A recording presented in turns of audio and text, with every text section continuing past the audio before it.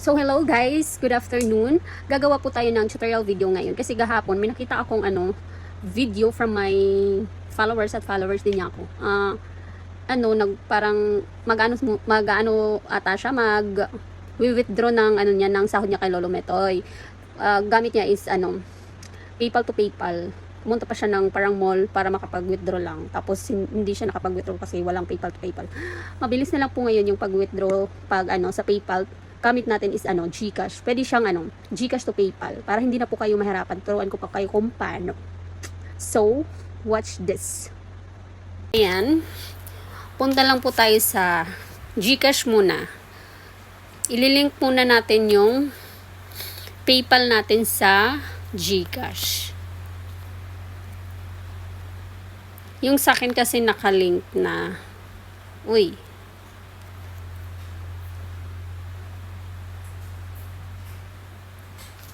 Ayan, nakalink na kasi. Punta tayo sa profile. Click natin yung profile. Dito. Yan, dito sa my link accounts. Click natin yan. Yung sa akin kasi nakalink na. Yan yung PayPal ko. So, i-unlink muna natin. Turuan ko kayo kung paano mag-link. Okay. Click ulit yung my link accounts. Tapos, click lang natin tong PayPal. And then, link account. Continue.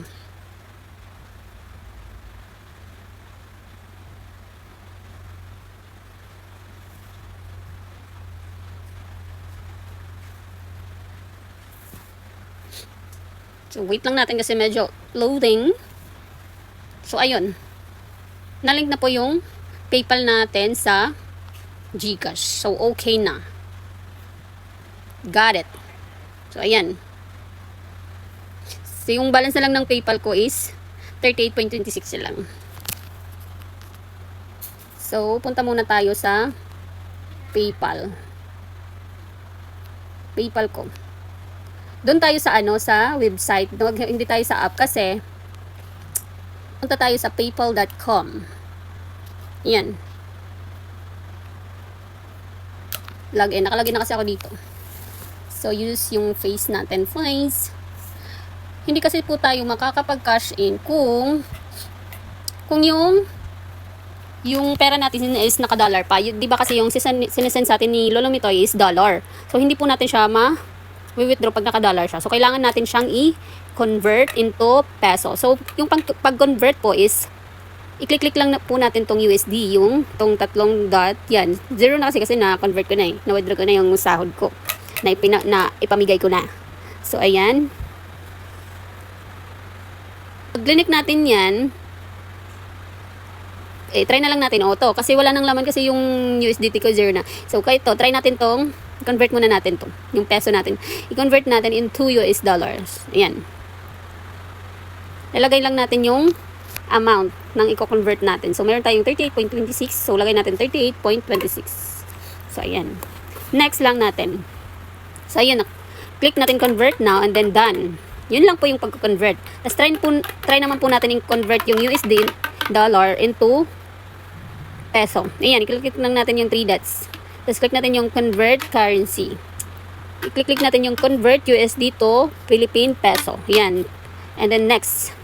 Then, ilalagay lang natin yung amount. So, meron tayong $60.60. So, next lang natin. And then, convert now. Done. So, ayun. Ganun lang po. And then, balik po tayo sa GCash natin.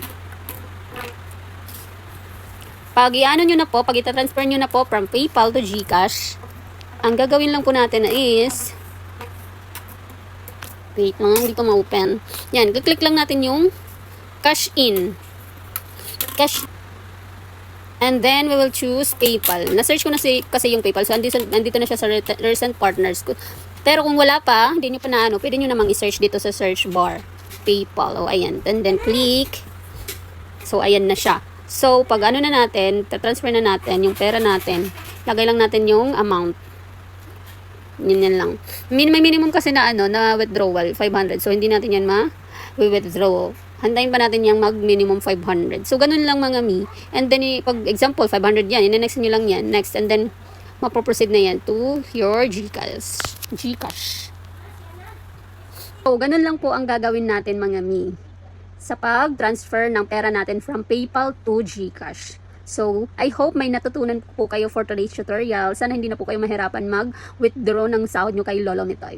Thank you so much!